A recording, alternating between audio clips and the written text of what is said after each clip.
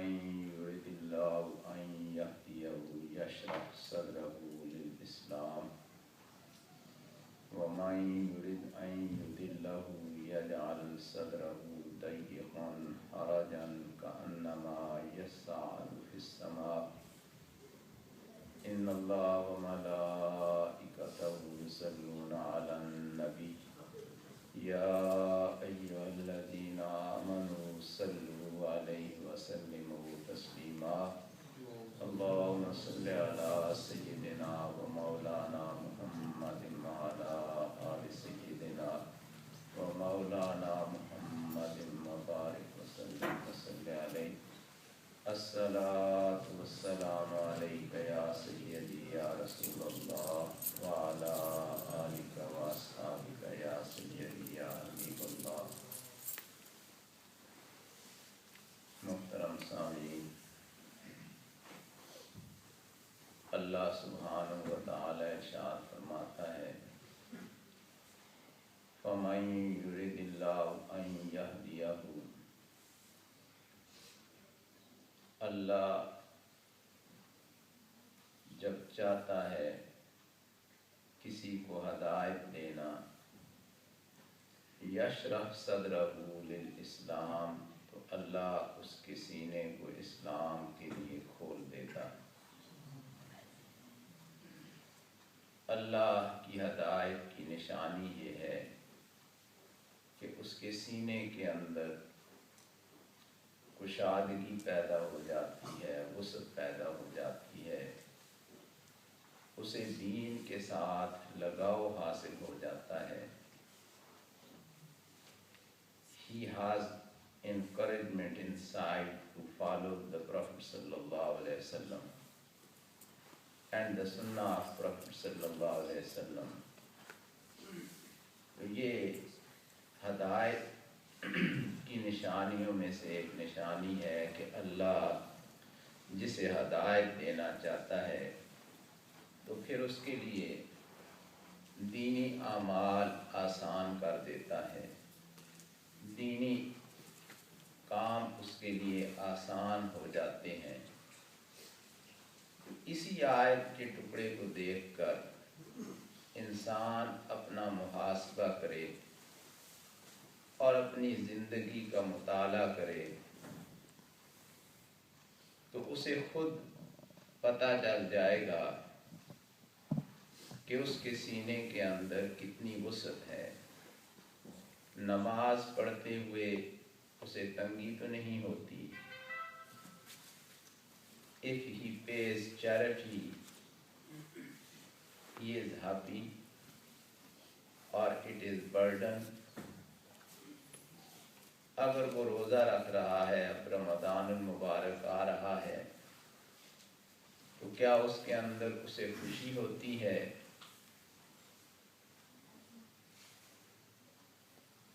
وہ اسے ایک ڈیوٹی نظر آتی ہے، it is duty for him or it is fatigue،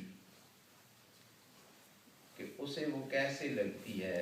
فَمَن يُرِدِ اللَّهُ أَن يَهْدِيَهُ يَشْرَحْ صَدْرَهُ لِلْإِسْلَامِ، کہ اللہ جسے ہدایت دینا چاہتا ہے تو پھر اس کے سینے کے اندر کشادگی پیدا کر دیتا ہے، اس کے سینے کو کھول دیتا ہے۔ نبی اکرم صلی اللہ علیہ وسلم کے شرح صدر جب آپ کے سینہ انور کو کھولا گیا تو اللہ سبحانہ و تعالی فرماتا ہے الم نشرح لک صدرک، پیارے محبوب کیا ہم نے تمہارے لیے تمہارا سینہ کھولا نہیں تھا؟ تو یہ ایک معیار ہے، this is standard۔ You can check yourself according to light of this Quranic آیہ مبارکہ کہ ذکر میں آتے ہوئے خوشی ہو رہی ہے اور ذکر کے اندر بیٹھے ہوئے تنگی تو محسوس نہیں ہو رہی۔ ذکر جو ہے وہ ایک بوجھ تو نہیں بنتا جا رہا۔ اور اگلے حصے میں اللہ فرماتا ہے وَمَن يُرِدْ أَن يُضِلَّهُ یجعل صدرہ ضیقا، اور جسے اللہ گمراہ کرنا چاہتا ہے پھر اس کے سینے کو تنگ کر دیتا ہے. His chest is tightened. اب اسے نہ تو تلاوت قرآن میں مزہ آئے گا، نہ اسے ذکر میں مزہ آئے گا، نہ اسے نماز کے اندر کوئی خوشی حاصل ہوگی، اور نہ ہی اسے زکوٰۃ ادا کرتے ہوئے کوئی خیال آئے گا کہ یہ میرے اللہ کا حکم ہے. اور روزہ یہ تو ایک بڑی ہی صبر والی عبادت ہے. نبی اکرم صلی اللہ علیہ وسلم نے اس مہینے کے بارے میں فرمایا کہ وہ شہر الصبر، وہ صبر کا مہینہ ہے. والصبر ثوابہ الجنہ، اور صبر اس کا ثواب صرف جنت ہے. تو میں یہ عرض کر رہا ہوں کہ انسان دیکھے ان آیات مبارکہ کے حوالے سے کہ اس کی زندگی کیسے ہے. وَمَن يُرِدْ أَن يُضِلَّهُ يَجْعَلْ صَدْرَهُ ضَيِّقًا حَرَجًا كَأَنَّمَا يَصَّعَّدُ فِي السَّمَاءِ. His chest is tightened and he feels so burdened like he is climbing to sky. جب ہائٹ پر کوئی بلندی کی طرف جا رہا ہوتا ہے تو اس کی سانس پھول جاتی ہے. The breath is heavy and he feels so difficult to climb up. یہ اللہ فرما رہا ہے کہ یہ دو کیفیات ہیں، انہیں دیکھو. ایک کیفیت تو یہ ہے کہ بڑا شرح صدر ہوتا ہے، اور دوسری کیفیت یہ ہے کہ دل تنگ ہے، بار بار دعا نکل رہی ہے کہ کسی طرح محفل ختم ہو تو واپس جاؤں، اگر آ گیا ہوں تو پتہ نہیں اب کب تک بیٹھا رہوں گا.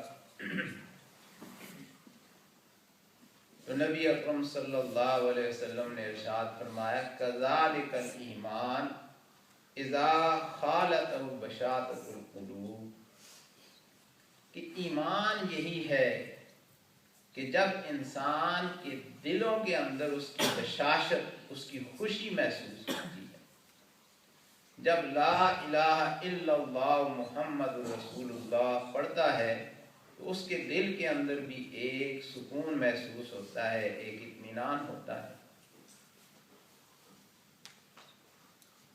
ایک یہ کیفیت ہے کہ انسان اسے دیکھے، اور پھر انہی احوال کے مد نظر مشائخ فرماتے ہیں کہ حال کی دو قسمیں ہیں.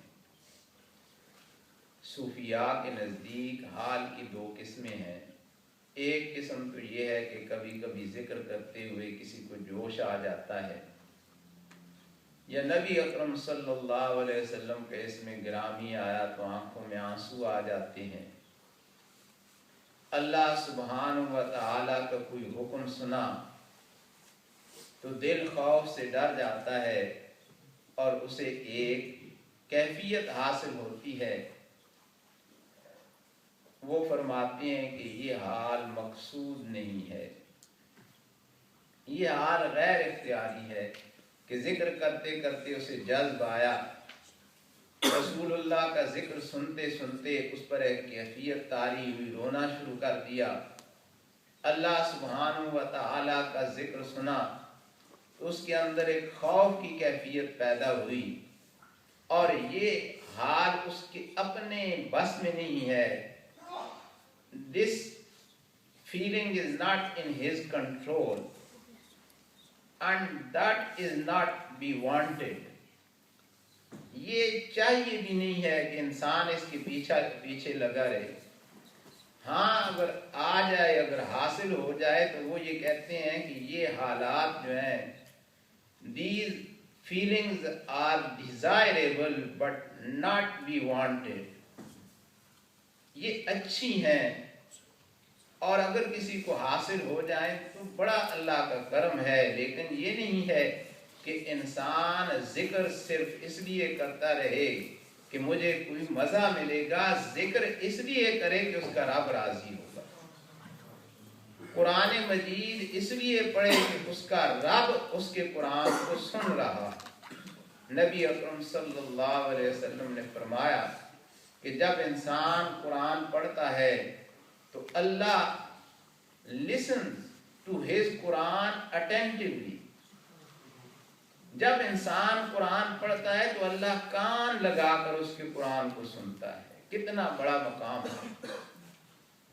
تو وہ اس لیے پڑھے کہ اس کا رب جو ہے اس کے قرآن کو سن رہا ہے اور وہ اپنے رب کے کلام کو پڑھ رہا ہے۔ تو کبھی کبھی انسان اس چیز میں مبتلا ہو جاتا ہے کہ وہ ان چیزوں کو تلاش کرنے لگتا ہے، حالانکہ یہ چیزیں مقصود نہیں ہیں۔ اگر مقصود ہے تو صرف اللہ سبحانہ و تعالیٰ کی رضا مقصود ہے، اگر کچھ مطلوب ہے تو صرف اللہ کی ذات مطلوب ہے۔ اگر کوئی ہماری انتہا ہے کہ ہم کہاں جا رہے ہیں تو وہ اللہ سبحانہ و تعالیٰ کی معرفت ہے، ہم نے اس کی طرف جانا ہے۔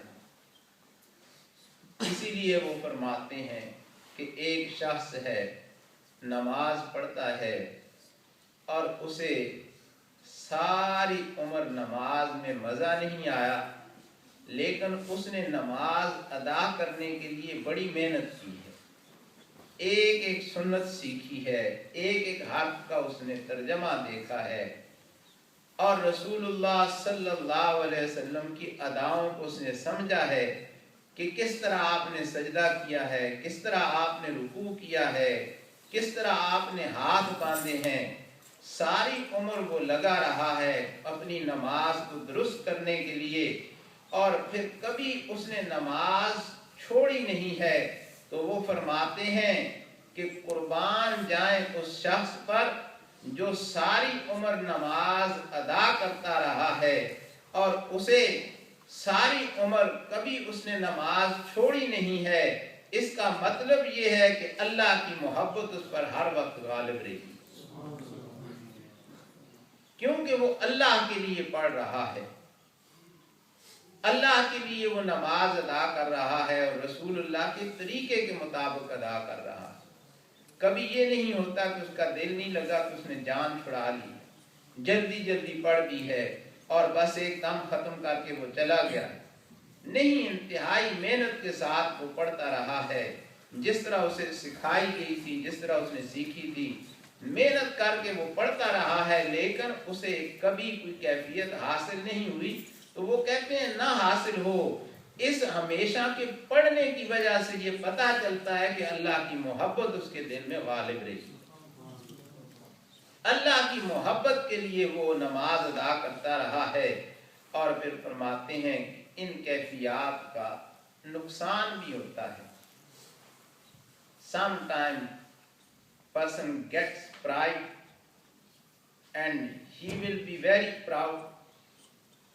اسے یہ خیال ہوتا ہے کہ oh I do zikr and I am flying to sky, I see this, I see that, so he is very proud۔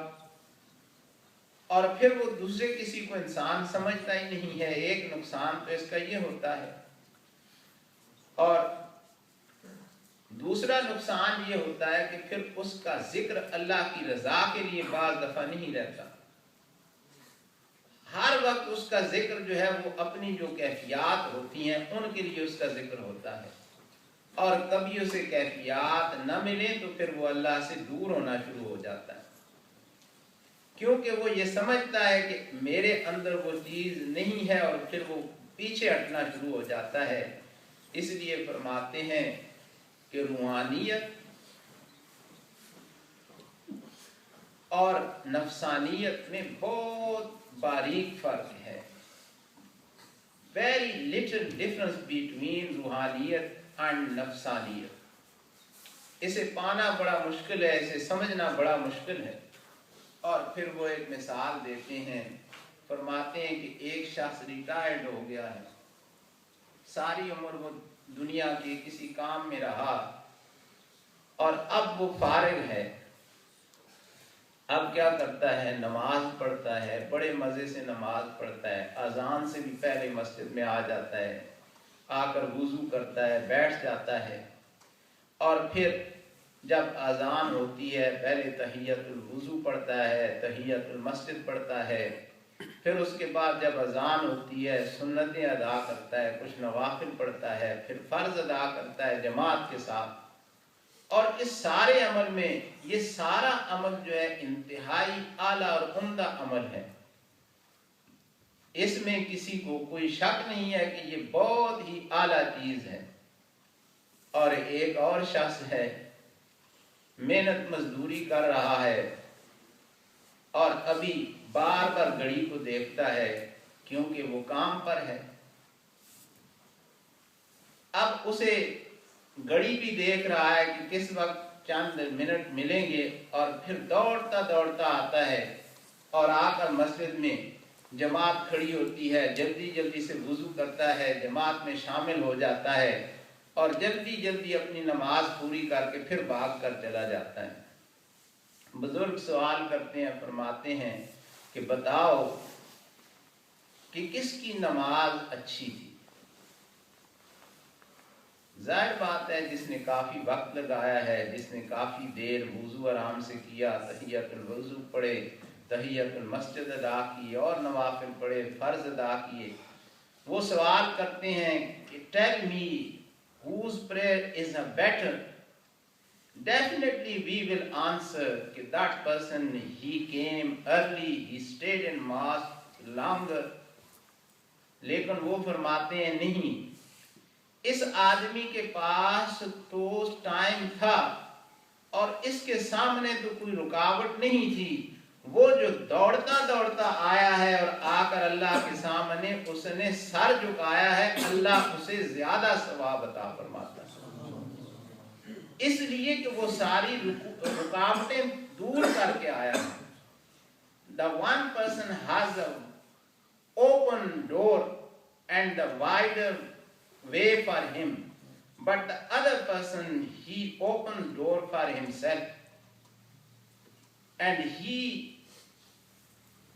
don't care about all barriers and he comes to Allah subhanahu wa ta'ala and Allah gives him more reward than that person he comes easy way.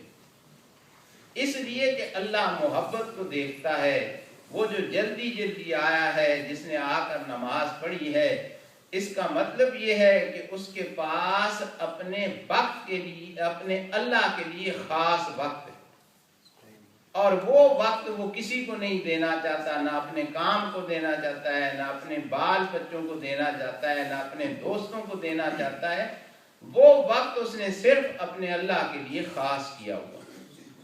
اس لیے گھڑی دیکھتے دیکھتے دوڑتے دوڑتے وہ آیا اور آ کر اس نے نماز ادا کی. اس کا مطلب یہ ہے کہ اس کا عمل جو ہے وہ بہت اس میں رسوخ ہے. He has a very strong character. The other person when he was busy in work, he hasn't got that character. اس وقت ہو سکتا ہے کہ اس نے نماز پڑھی نہ ہو، لیکن یہ شخص جو ہے he has a very strong link with Allah subhanahu wa ta'ala. اسے کہتے ہیں رسوخ عمل، کہ اس کا عمل جو ہے وہ بہت پختہ عمل ہے. اسی طرح وہ کہتے ہیں کہ ذکر جو ہے یہ بھی اس شخص کا ذکر ہوتا ہے جو ہر وقت کرتا ہے، یہ نہیں کہ جس وقت فارغ ہو تو ذکر میں بیٹھ جاتا ہے، کام میں لگے ہوئے بھی وہ ذکر کرتا ہے. اور رسوخ، strength, you can say strength، یہ تب ہی حاصل ہوتا ہے when you are punctual. If there is a no punctuality, there is a no strength. اگر آپ مسلسل یہ کام نہیں کرتے تو پھر یہ حاصل نہیں ہوتا کہ کبھی انسان کر دے کبھی چھوڑ دے. دل لگے یا نہ لگے، عمل کرتے رہیں تو اللہ انسان کو دیتا رہتا ہے، اسے پتہ چلے یا نہ چلے۔ پھر ایک سوال انسان کے ذہن میں آتا ہے کہ یہ محبت جو ہے یہ تو اختیار میں نہیں ہوتی۔ غالب کا غالباً ایک شعر ہے، عشق وہ آتش ہے غالب جو لگائے نہ لگے، جو بجھائے نہ بجھے، کہ یہ ایک محبت جسے ہم کہتے ہیں اللہ کی محبت ہو، اللہ کے رسول کی محبت ہو، تو یہ محبت جو ہے یہ تو اختیار میں نہیں ہوتی۔ وہ فرماتے ہیں one is a natural love and one love is an intellectual۔ ایک طبی محبت ہوتی ہے اور ایک عقلی محبت ہوتی ہے۔ طبی محبت جو ہے یہ اللہ سبحانہ و تعالی انسان سے اس کا تقاضا نہیں کرتا، لیکن اللہ یہ چاہتا ہے کہ تو سوچے کہ تجھے کس سے محبت کرنی چاہیے، تو تیرا دل جواب دے کہ اللہ سے محبت کرنی چاہیے۔ اگر تو سوچے تو پھر تجھے جواب یہ آئے کہ اگر محبت کرنی ہے تو اللہ سے محبت کر۔ اسی لیے قرآن مجید میں جتنی محبت کی چیزیں ہیں وہ ساری اللہ شمار کر کے اس کے بعد فرماتا ہے کہ اگر وہ اللہ اور اللہ کے رسول اور اس کے راستے میں جہاد کرنے سے زیادہ محبوب ہوں تو پھر انتظار کرو اللہ کے عذاب کا۔ That means when you think the answer will come from your heart کہ you love more than anything else اللہ سبحانہ و تعالی and his messenger۔ اس کا اللہ سبحانہ و تعالی تم سے تقاضا کرتا ہے کہ تم جب سوچو تو پھر تمہیں ساری کائنات سے زیادہ محبت اللہ کے ساتھ ہو۔ تو اللہ سبحانہ و تعالی کے ساتھ جب انسان کی محبت پیدا ہوتی ہے تو پھر اسے نسبت کہتے ہیں۔ انشاءاللہ اللہ نے توفیق دی تو آئندہ جمعے پر میں عرض کروں گا کہ نسبت جو کہتے ہیں یا نسبت حاصل کیسے ہوتی ہے اور کس طریقے سے انسان کو اللہ سبحانہ و تعالیٰ کے ساتھ تعلق میسر آتا ہے۔ اے اللہ ہم سب کو اپنی محبت نصیب فرما اور اپنے پیارے محبوب کی غلامی عطا فرما۔